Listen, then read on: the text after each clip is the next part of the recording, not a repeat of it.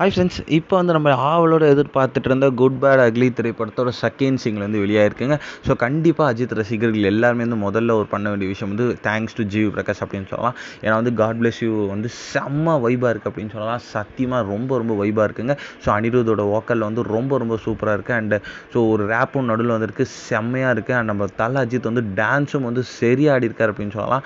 So அந்த ஒரு promo வந்து இப்போ வந்து செம்ம ட்ரெண்டிங்காக வந்து பாடல் வந்து போயிட்டு இருக்கு இன்டர்நெட்டில். சத்தியமாக வந்து ரசிகர்கள் வந்து ரொம்ப ரொம்ப ஃபுல்ஃபில் பண்ணுற மாதிரி தான் வந்து இந்த ஒரு பாடல் வந்து அமைஞ்சிருக்கு அப்படின்னு சொல்லலாம்.